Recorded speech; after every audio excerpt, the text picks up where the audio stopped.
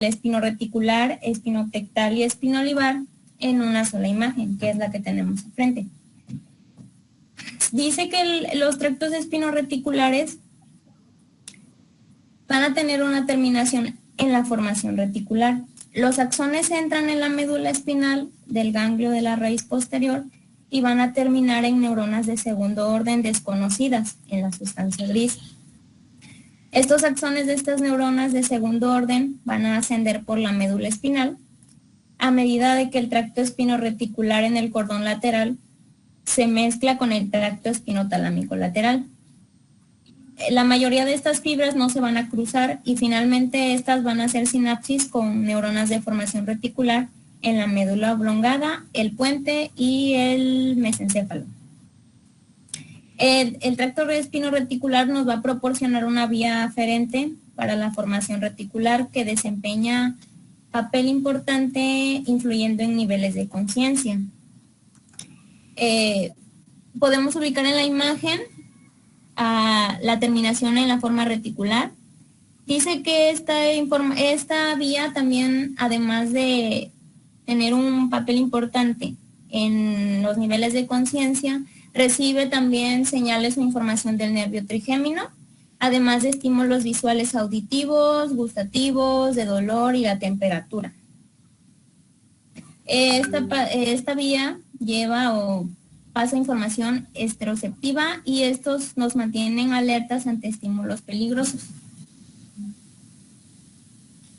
Ahora hablaré sobre el tracto espinotectal. El tracto espinotectal dice que inicia con los axones que ingresan en la médula espinal desde el ganglio de la raíz posterior y viaja a la sustancia gris, donde hace sinapsis con neuronas de segundo orden desconocidas. Los axones de las neuronas de segundo orden van a cruzar el plano medio y van a ascender como el tracto espinotalámico con el cordón anterolateral, que se va a encontrar cerca del tracto espinotalámico lateral. Después de pasar sobre la médula oblongada y el puente, va a terminar haciendo sinapsis con neuronas en el colículo superior del mesencéfalo, como lo marca en la imagen. Esta vía nos va a proporcionar información aferente para reflejos espinovisuales y nos va a provocar movimientos de los ojos, la cabeza y hacia la fuente de estimulación. Esta vía va a pasar información esteroceptiva de dolor y la temperatura. Su terminación, lo recalco, va a pasar en el colículo superior del mesencéfalo. Los colículos superiores que nos marcan, hay colículos superiores, nos van a dar información visual, mientras que los colículos inferiores nos van a dar información auditiva. Y son núcleos, perdón, Nadia, son núcleos de relevo de la vía auditiva y los colículos superiores son núcleos de relevo de la vía visual y ahí interactúan la vía espinotectal que lleva dolor y temperatura para que cuando nos pique una mosca o una abeja, pues nosotros inmediatamente en forma refleja volteamos a ver el sitio donde nos picó la abeja, ¿ok? Esos son los reflejos espinovisuales, reflejos espinovisuales. ¿Qué tracto es este? El espinotectal. Si nos quemamos con la plancha en la pierna derecha, bueno, pues también el tracto espinotectal permitirá que inmediatamente volteemos a ver hacia nuestra pierna derecha para vigilar o ver cuál es la causa del daño que nos estamos provocando y obviamente después reflejos más complejos se van a encargar de eliminar esa fuente de daño para nosotros, ¿ok? Muy bien, esos son los reflejos espinovisuales. ¿Y cuál es el tracto que lleva la información de dolor, temperatura también a la formación reticular para mantenernos despiertos ante esos estímulos? ¿Perdón? ¿Cuál es el tracto que lleva la información de dolor y temperatura a la formación reticular para estar alertas ante el dolor ante un estímulo doloroso? El espinorreticular. Exactamente, se llama espinorreticular. ¿Y el otro del que hablaste cuál es? Espinotectal. Espinorreticular y espinotectal. Ok, a ver, síguele. Ahora sigo con el tracto espinolivar. Que los axones van a ingresar en la médula espinal desde el ganglio de la raíz posterior y van a terminar en neuronas de segundo orden desconocidas en los cuerpos posteriores.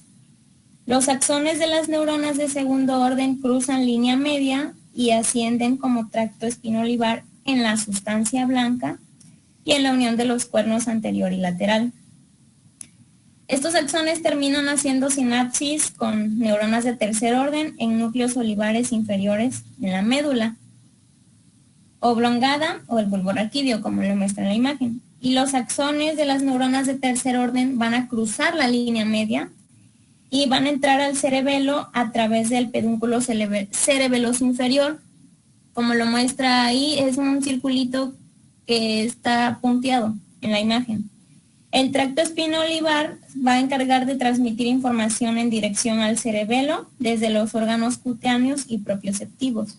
Este también se dice que lleva información mixta que se va a encontrar en la oliva y en el bulbo. De ahí es como se forma después el tracto o la vía olivocerebelosa, que entraría a explicar, bueno, que eso sería ya otro tema, pero lo menciono aquí. La que sigue, por favor.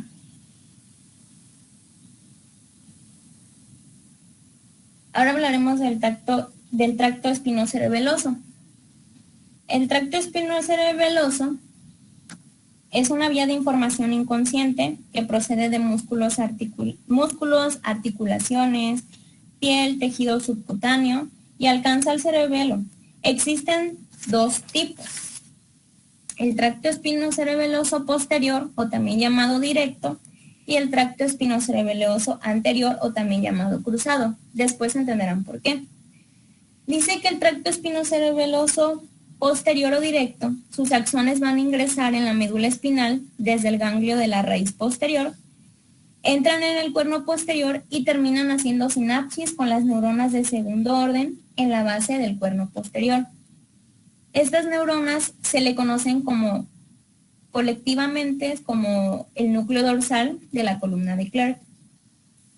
Los axones de las neuronas de segundo orden van a entrar en la parte posterolateral del cordón lateral del mismo lado y van a ascender como el tracto espinocerebeloso posterior hasta la médula oblongada. Aquí el tracto se une al pedúnculo cerebeloso inferior y va a terminar en la corteza del cerebelo. Como el núcleo dorsal solo se extiende desde el octavo segmento cervical hasta el tercero o cuarto segmento lumbar, los axones que entran en la médula espinal de las raíces posteriores de los segmentos lumbares e inferiores y sacros van a ascender por el cordón posterior. Estas fibras espinocerebelosas posteriores se van a encargar de recibir información articular, muscular, desde los huesos musculares, órganos tendinosos, receptores articulares del tronco y miembros inferiores. Lleva información propioceptiva inconsciente. Recordemos que no llega hasta la corteza cerebral. Y después hablaremos sobre el tracto espinocerebeloso anterior o cruzado. Mucho ojo aquí. Los axones que ingresan en la médula espinal desde el enganglio de la raíz posterior va a finalizar haciendo sinapsis con las neuronas de segundo orden en el núcleo dorsal de la base del cuerno posterior. La mayoría de los axones y de las neuronas de segundo orden van a cruzar hacia el lado opuesto y ascienden como tracto espinocerebeloso anterior en el cordón contralateral, que es del lado, en la imagen lo muestra del lado izquierdo. Se cree que estas fibras que cruzan hacia el lado opuesto en la médula se vuelven a cruzar dentro del cerebelo. Si ubicamos en la imagen en el cerebelo del lado izquierdo, una línea azul es la que llega al cerebelo, está justo donde está el circulito o pedúnculo cerebeloso inferior punteado, y ese muestra que baja y cruza hacia el otro lado. Espero lo puedan ver. El tracto espinocerebeloso anterior va a transmitir información musculoarticular de huesos musculares. Estos órganos tendinosos y receptores articulares del tronco, además de miembros superiores e inferiores. Se cree que el cerebelo va a recibir información de la piel y de las aponeurosis superficiales por esta vía. Esta vía también lleva información propioceptiva inconsciente. Estos Estos dos tractos van a pasar o están ubicados en el cordón blanco lateral de la médula espinal. ¿La que sigue, amigos?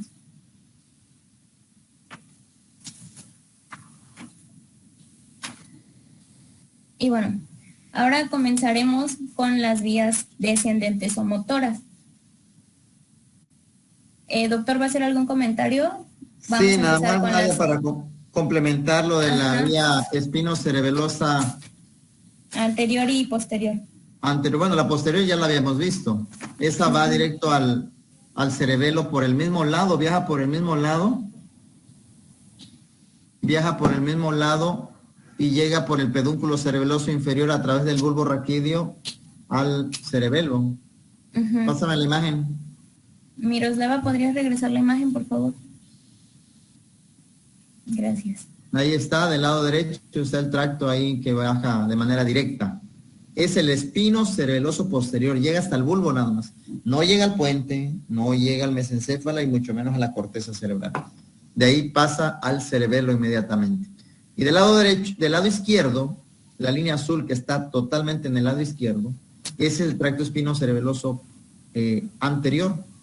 El anterior se le denomina cruzado, porque se fijan, se cruza en la médula espinal abajo, asciende por el cordón lateral de la médula espinal, como tracto espinocerebeloso anterior, y llega, sí llega hasta arriba, hasta el mesencéfalo. Y ahí un fragmento de fibras, todas esas fibras van a meterse al cerebelo del lado izquierdo. Un 10% se quedan en la corteza cerebelosa al izquierdo, pero el 90% regresan al cerebelo del lado derecho, pasando por los dos pedúnculos cerebelosos medios. ¿De acuerdo? Acuérdense que el pedúnculo cerebeloso medio también recibe el nombre de brachium pontis. El pedúnculo cerebeloso superior recibe el nombre de brachium conjuntivum. Y el pedúnculo cerebeloso inferior recibe el nombre de cuerpo restiforme.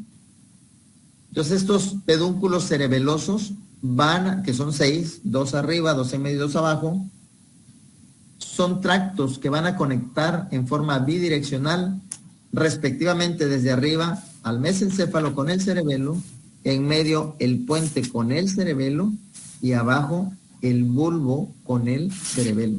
¿Se entendió? ¿Lo entendieron o no?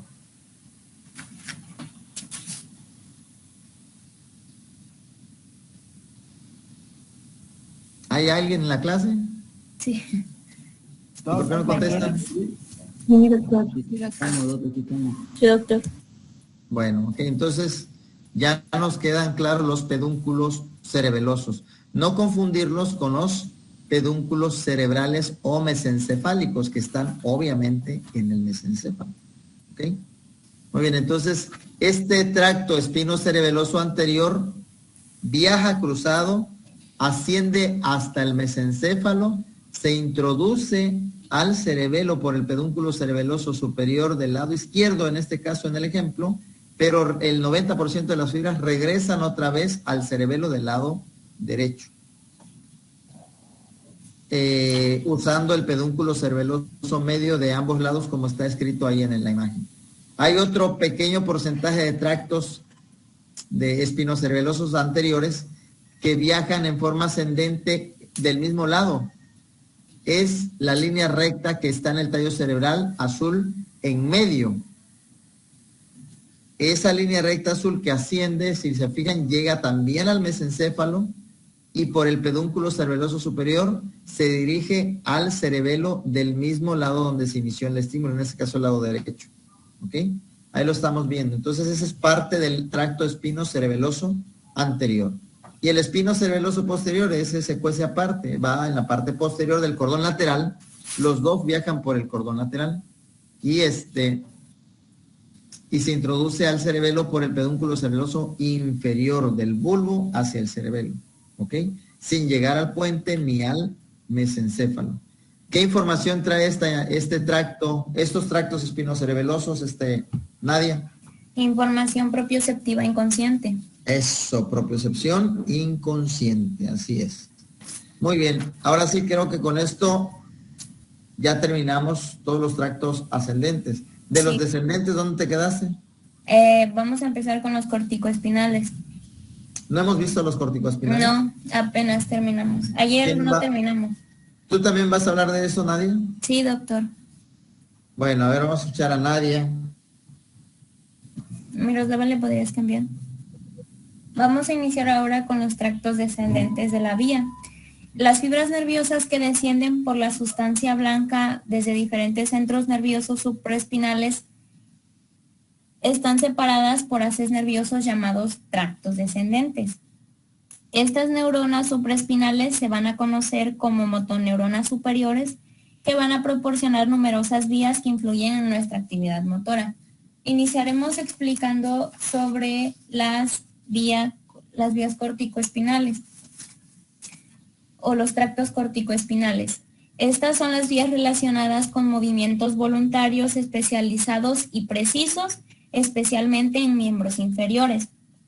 Las fibras del tracto espinal van a surgir como axones de células piramidales situadas en la quinta capa de la corteza cerebral. Alrededor de un tercio de las fibras se van a originar en la corteza motora primaria en el área 4. Otro tercio de la corteza motora secundaria se va a originar en el área 6 y el tercio final se va a originar en el lóbulo parietal. Es muy importante saber ese dato, ¿ok? Lo repito, un tercio de estas fibras se originan en la corteza motora primaria, área 4, en la corteza motora secundaria, área 6, y en el tercio final, en el lóbulo parietal. Las fibras descendentes van a converger en la corona radiada y luego van a pasar a través del vaso posterior de la cápsula interna. Lo podemos ver en la imagen pequeña del lado derecho, ahí va mostrando con nombre, señala la corona radiada y el vaso posterior de la cápsula.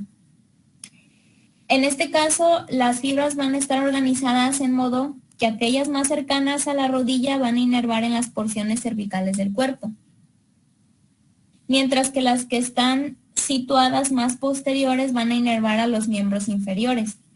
Este tracto va a continuar después a través de las 3/5 partes medias de los pedúnculos cerebrales del mesencéfalo, como lo muestra la imagen. Al ingresar en el puente o protuberancia, el tracto se va a dividir en muchos haces por las fibras transversas pontocerebelosas en la médula oblongada, y los haces se van a agrupar a lo largo del borde anterior para formar un abultamiento conocido como la pirámide. De ahí va a ser el nombre alternativo que se le da al tracto piramidal. Dice que en la unión de la médula oblongada con la médula espinal, la mayoría de las fibras van a cruzar la línea media en la decusación piramidal, o sea, el 85% de sus fibras van a cruzar y van a ingresar al cordón lateral de la médula para conformar el tracto córtico-espinal lateral. Las fibras restantes no van a cruzar en la decusación, sino que estas van a descender en el cordón anterior de la médula espinal, van a agruparse como el tracto córtico-espinal anterior, ¿ok? Y es ahí como ya se hizo el córtico-espinal lateral y el córtico-espinal anterior. Estas fibras finalmente van a cruzar la línea media y van a terminar en el cuerno anterior de los segmentos de la médula espinal, que se encuentran en las regiones cervical y torácica superior. El tracto córtico-espinal lateral va a descender a lo largo de la médula espinal. Sus fibras terminan en el cuerno anterior de todos los segmentos en la médula. La mayoría de las fibras córtico-espinales hacen sinapsis con las interneuronas, que a su vez van a hacer sinapsis con las motoneuronas y algunas motoneuronas alfa y gamma. Solamente las fibras córtico-espinales más grandes van a hacer sinapsis directamente con una motoneurona.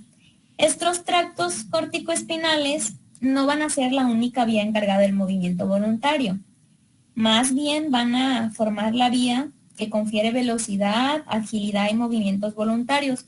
Por lo tanto, se va a utilizar para realizar movimientos rápidos y precisos. Muchos de los movimientos voluntarios simples y básicos están mediados por otras vías ascendentes. O sea que cabe recalcar que esta vía, más que nada, va a conferir velocidad y agilidad a los movimientos. ¿Ok? Estos dos tractos son importantes y son reconocidos por las neuronas alfa y gamma porque aquí intervienen mucho. La interneurona que se nombró o se va a nombrar, a lo mejor les voy a decir que la interneurona es una de las neuronas que participan en estos tactos y esta sirve para conectar la neurona superior con la neurona inferior. Por eso se le llama interneurona. Aquí siempre recordar que la neurona alfa y gamma son punto o clave importante en esta vía.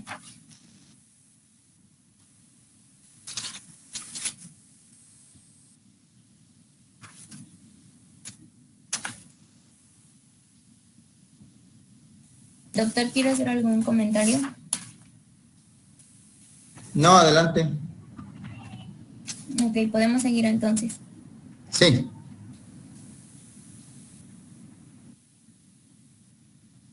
Bueno, ahora vamos a ver la otra vía descendente o tracto descendente que es el retículo espinal. Este va a iniciar desde el puente del encéfalo. Estas neuronas envían sus fibras axonales, que en su mayoría no se van a cruzar, hacia la médula espinal y van a formar un tracto reticuloespinal pontino desde la médula oblongada. Las neuronas similares se envían axones que a su vez se cruzan y a sus veces no van a cruzar a la médula espinal y esto va a dar lugar al tracto bulborreticular medular. Las fibras reticuloespinales del puente van a descender a través del cordón anterior, mientras que las de la médula oblongada van a descender en el cordón lateral, como lo muestra en la imagen. La imagen muestra dos líneas. ¿Ok? Miro, ¿podrías cambiarle por favor a la diapositiva? Ajá, ahí, en la retícula espinal. Vemos las dos líneas azules punteadas. Dice que una va a pasar, desciende a través del cordón anterior de la médula oblongada y otra, mientras que otra es en el cordón lateral. Pero ambos conjuntos de fibras van a ingresar en los cuernos anteriores de la médula espinal y van a facilitar o inhibir la actividad de las motoneuronas alfa y gamma. Los tractos reticuloespinales van a influir principalmente en movimientos voluntarios y en actividad refleja. Se piensa que estas fibras son fibras autónomas descendentes y los tractos reticuloespinales van a proporcionar así una vía en la cual el hipotálamo puede controlar las eferencias simpáticas y parasimpáticas sacras.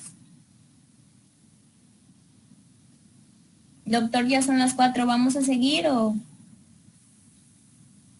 Sí, vamos a terminar las otras dos que nos faltan nada más. Son rápidas estas. Ajá. Bueno, ¿le podrías cambiar, Miroslava, por favor? Vamos con el tracto tectoespinal. Estas fibras de este tracto van a nacer en las células nerviosas en el colículo superior del mesencéfalo. La mayoría de estas fibras van a cruzar poco después de su origen y van a descender por el tronco encefálico. El tronco encefálico, dato importante, está formado por el mesencéfalo, el puente y el bulbo, cerca del fascículo longitudinal medial. El tracto tectoespinal va a descender a través de un cordón anterior en la médula espinal, cerca de la fisura medial anterior, y la mayoría de las fibras van a terminar en el cuerno anterior de los segmentos cervicales superiores a la médula espinal, como lo marca en la figura, haciendo sinapsis con las neuronas internuciales. Se considera que estas fibras están relacionadas con movimientos posturales, reflejos en respuesta a estímulos visuales.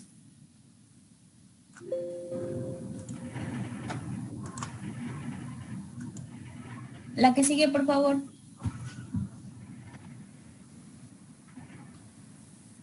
Bueno, ahora vamos a hablar del tracto rubroespinal.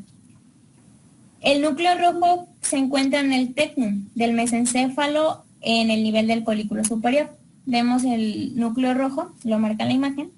Los axones de las neuronas en este núcleo descienden como tracto rubroespinal a través del puente y de la médula para ingresar en el cordón lateral de la médula espinal.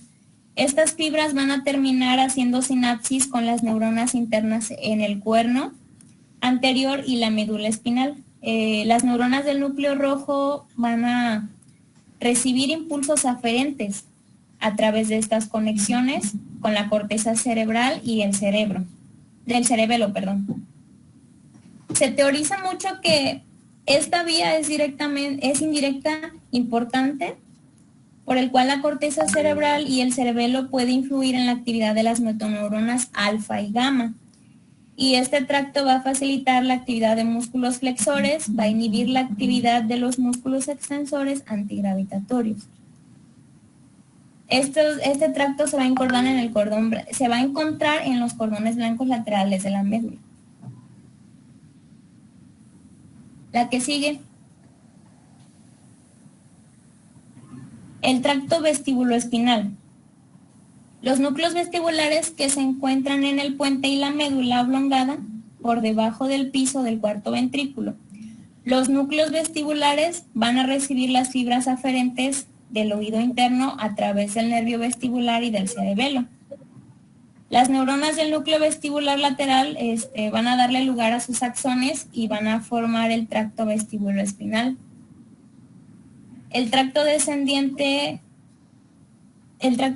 a descender sin cruzarse a través de la médula oblongada y a lo largo de la médula espinal en el cordón anterior.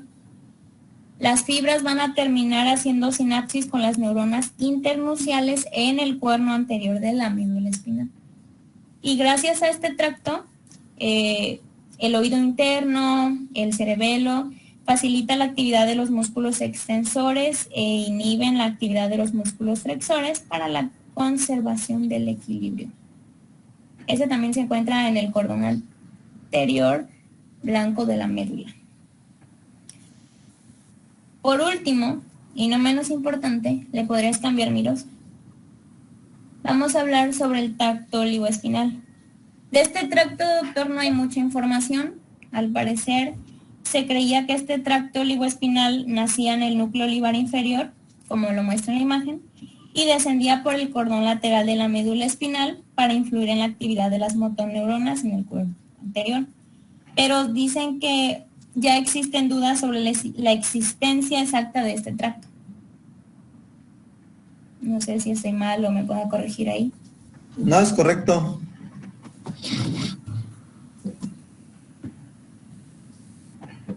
Y entonces eso sería todo de mi parte, doctor. Bueno, muy bien. A ver, pásame la imagen.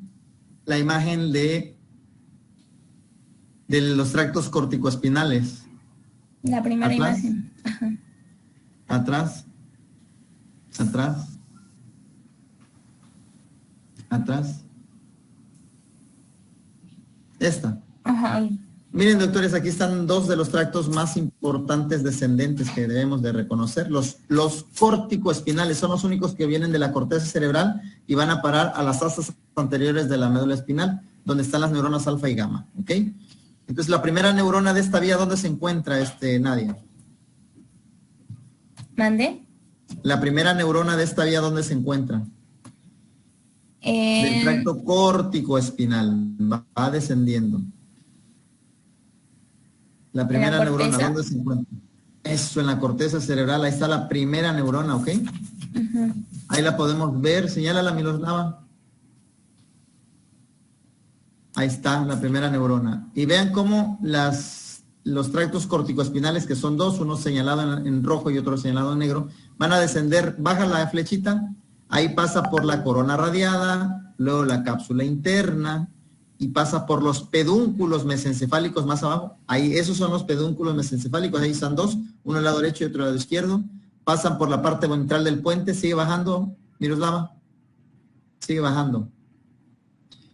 Sigue bajando. Ok.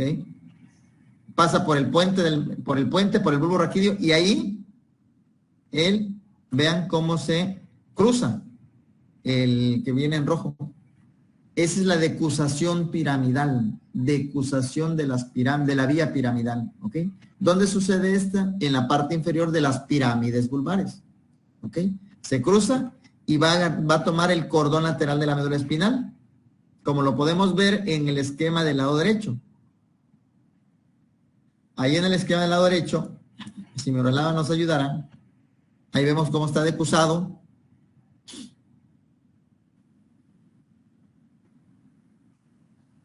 Ahí está cruzándose la línea media en la decusación de las pirámides. ¿Dónde se lleva a cabo la decusación de las pirámides, Nadia?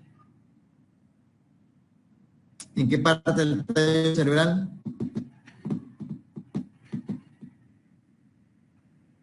Nadia. Ay, Nadia, ya vamos a empezar contigo otra vez. A ver, doctores, ¿dónde se cruza la vía piramidal?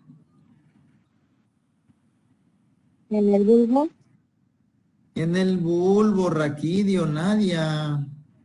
Perdón, doctor, es que vengo llegando, me sacó de la reunión. Es que no le dije que no tenía internet y me estaba sacando, no escuché, acabo de entrar. Escuchamos perfectamente clara toda la ponencia y ahora se va la señal.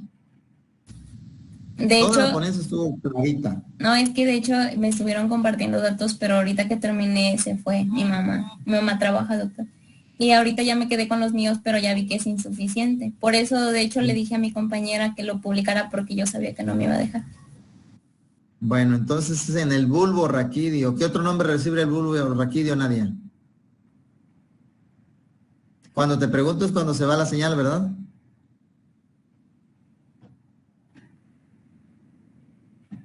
Ya se fue otra vez la señal de Nadia. Qué casualidad que cuando le pregunto es cuando se va. A ver, el Aquí grupo. estoy. Protuberancia, ¿Otro doctor. nombre? ¿Eh? Protuberancia. Tolerancia. ¿Cómo que protuberancia? Médula oblongada. Médula oblongada es. Oblongada.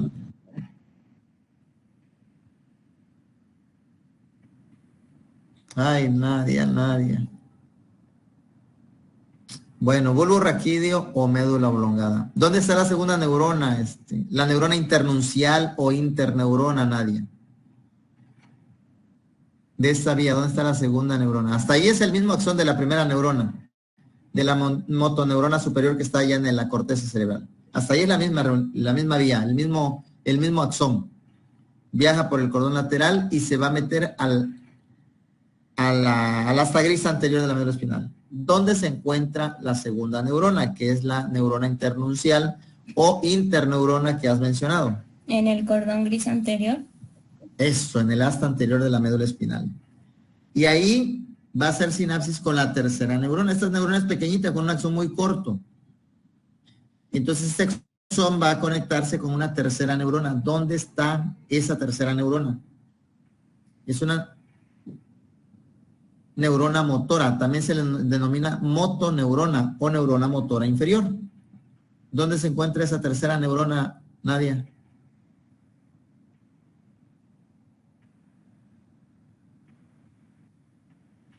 A ver, del equipo, alguien que le haya puesto atención. En el cordón gris anterior.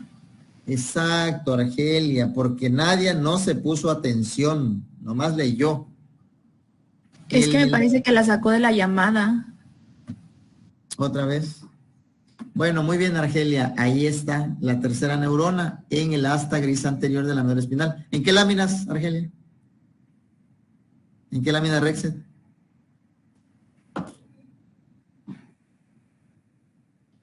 ¿Alguien del grupo sabe cuáles son las láminas que se encuentran en el asta anterior de la médula espinal? De 1 a la 6. ¿Cómo que las 6? La 8, doctor. 8 y 9. 8 y 9. Ya lo hemos repetido varias veces. De la 1 a la 6 están en el asta posterior de la médula espinal. La 7 está en el centro y en el asta lateral. 8 y 9 están en el asta anterior de la médula espinal. Y la 10 está alrededor del acueducto cerebral. Bueno. Muy bien, entonces en el asta anterior, en la lámina 8 y 9, ¿y cómo se llaman esas neuronas?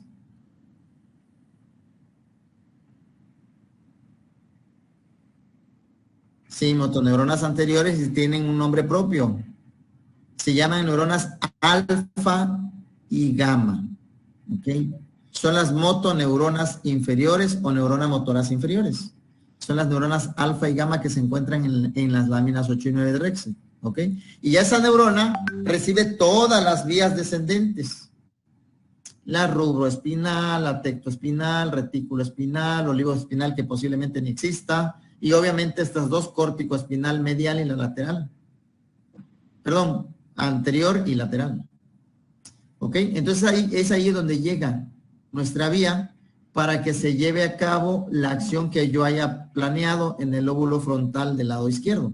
Por ejemplo, si yo planeé flexionar el brazo derecho, nace la información del lóbulo frontal del lado izquierdo, viaja a la vía córtico-espinal, se cruza en el bulbo raquídeo, baja a la médula espinal cérvico-torácica, se forma el plexo braquial y ya las vías motoras del plexo braquial van a llevar la información a los músculos flexores del brazo para que se flexionen y lleva la información a los músculos extensores del brazo para que se inhiban y pueda yo flexionar la extremidad o el brazo derecho, que es la idea que yo originé en mi lóbulo frontal del lado izquierdo. Esa idea motora, esa planeación motora viajó así.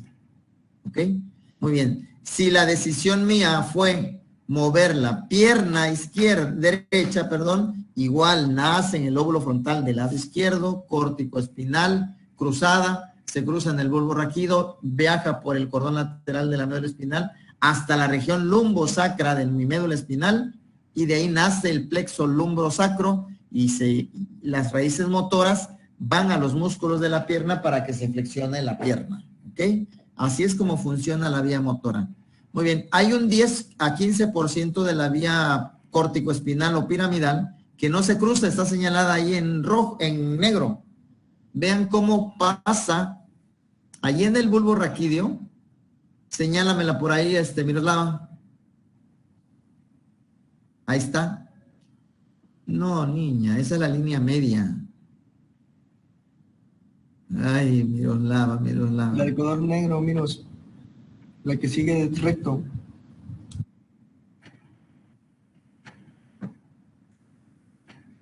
La línea de color negra que tiene un puntito en la parte superior. Un punto del lado negro. izquierdo, Miro. Esa es. Esa. Bueno, entonces como se dan cuenta ahí en el bulbo raquídeo no se cruzan.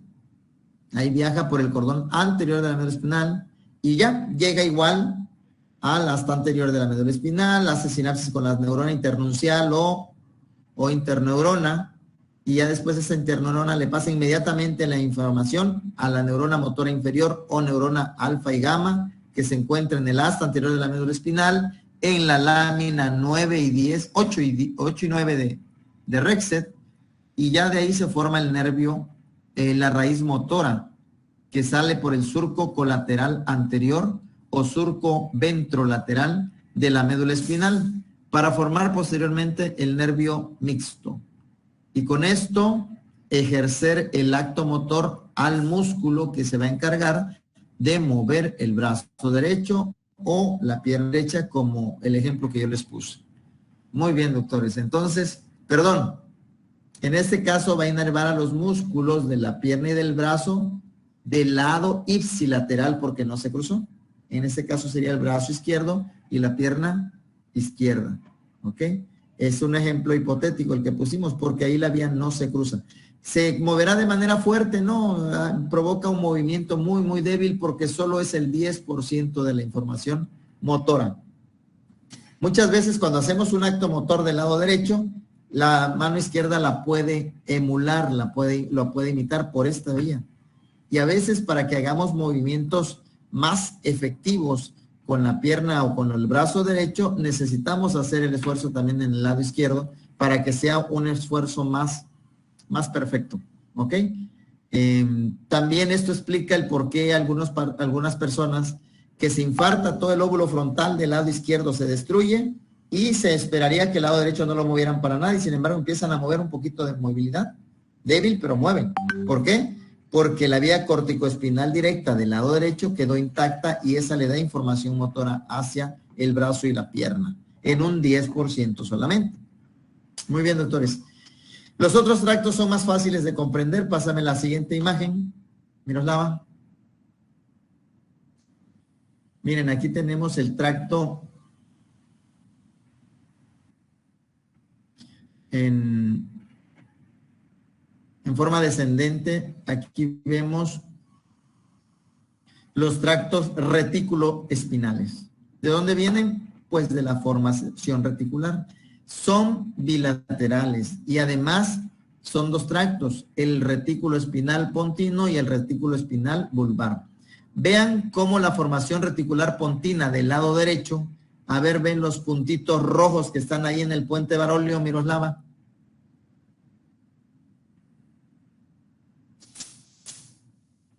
Los puntitos rojos, esos, ahí están, del lado derecho. Muy bien. De ahí nace la vía retículo-espinal pontina, porque vienen del puente, y si se fijan son bilaterales. Es ipsilateral y se cruza. Ahí están en rojo los dos. Vean así cómo se cruza. Señala la decusación. Eso, ahí está. Hay una vía directa y una vía cruzada, ¿ok? Esta formación reticular recibe información del cerebelo y de la corteza cerebral. Entonces, de ahí nacen las vías retículoespinales. ¿Dónde está la primera neurona, Nadia? En la vía retículoespinal.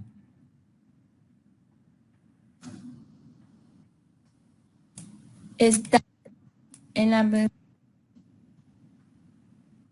La primera neurona de la vía retículoespinal. ¿Dónde está?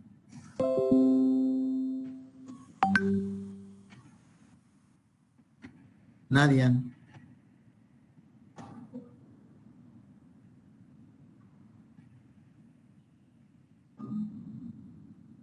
¿Alguien del grupo?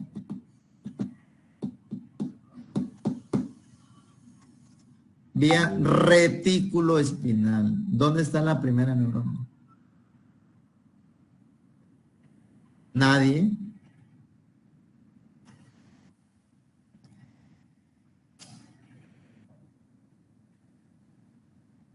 ¿En serio nadie se le ocurre retículo espinal? Retículo espinal. ¿Dónde está la primera neurona?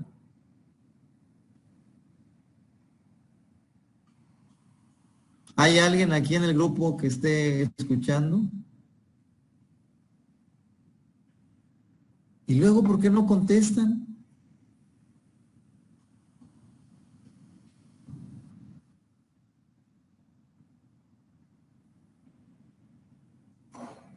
Así se llama la vía, Edgardo. Retículo espinal. Va del retículo a la espina. ¿Ok? Retículo espinal. Aquí empieza, acá termina. ¿Dónde está la primera neurona? Primera neurona. ¿El retículo? En la corteza.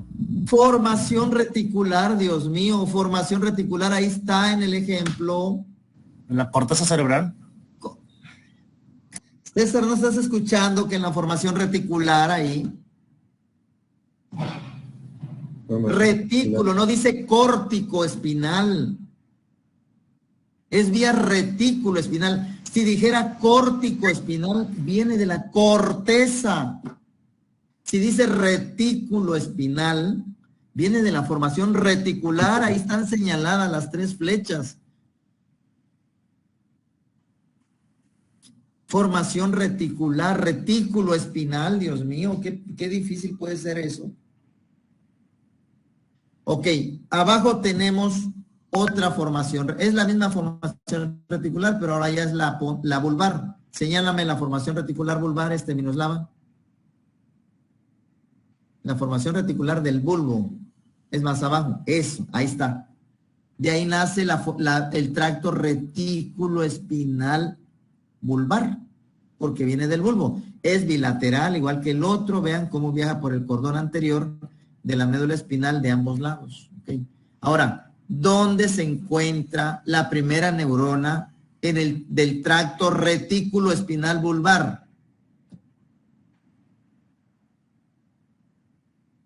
¿Dónde se encuentra la primera neurona del tracto retículo espinal vulvar?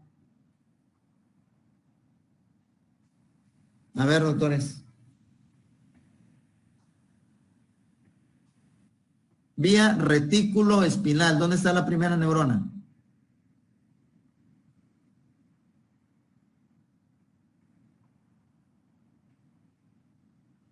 ¿Nadie? Tracto espinal continuo. Dijo que en la formación reticular, ¿no? La formación reticular, doctor. Pues Formación sí, formación reticular. ¿Y por qué pontino si estamos en la formación reticular del bulbo? ¿Por qué tienen que mencionar el puente si estamos hablando de la formación reticular del bulbo? ¿No les dije? Formación reticular del bulbo. Y le pedí a Miroslava que nos la señalara. Se supone que ustedes están viendo la pantalla también. Entonces, la primera neurona, ¿dónde se encuentra? La formación. La formación reticular, doctor. La formación reticular del bulbo raquídeo. Ok. Ahí están ya las dos primeras neuronas de estos tractos reticuloespinales. Ok. Bajan los dos por ambos lados y van a buscar a la segunda y tercera neurona. ¿Dónde se encuentra la segunda neurona de esta vía?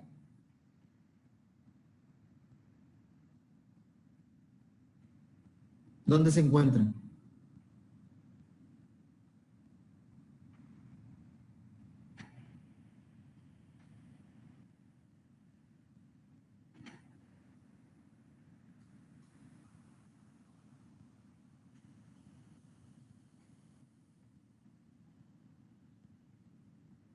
¿No escucharon la clase? ¿No escucharon la vía córtico-espinal que les acabo de dar ahorita?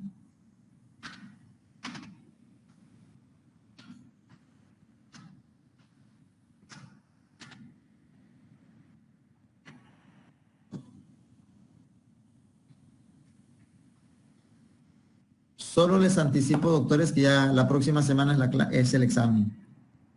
Si están dejando todo hasta el final para ponerse a estudiar, no les va a dar tiempo a estudiar todo lo que hemos visto en este fin de semana. Ya se lo repetí 4 veces. Todas las vías descendentes, su segunda neurona, todas las vías descendentes, su segunda neurona es la neurona internuncial o interneurona que está en el asta anterior de la médula espinal. Y la tercera neurona de todas estas vías están también en el asta anterior de la médula espinal. Son las neuronas alfa y gamma, que son las motoneuronas inferiores, que están en la lámina 8 y 9 de Rexed, en el asta anterior de la médula espinal. Y que por esa razón a estas neuronas se les denomina vía final común, porque todas las vías descendentes van a buscar a estas neuronas alfa y gamma. Doctores, yo no se los puedo estar repitiendo 1000 veces. Si ustedes necesitan repetir o leer 1000 veces la misma palabra o el mismo concepto para aprendérselo, aquí lo tienen grabado y ahí está en su texto para que lo repitan 1000 veces y se lo graben. Y yo eso les voy a preguntar en el examen. ¿Ok? Que pasen buena tarde. Igualmente, doctor. Gracias. Gracias, doctor, igualmente. Gracias, doctor, igualmente. Gracias, igualmente. Doctor.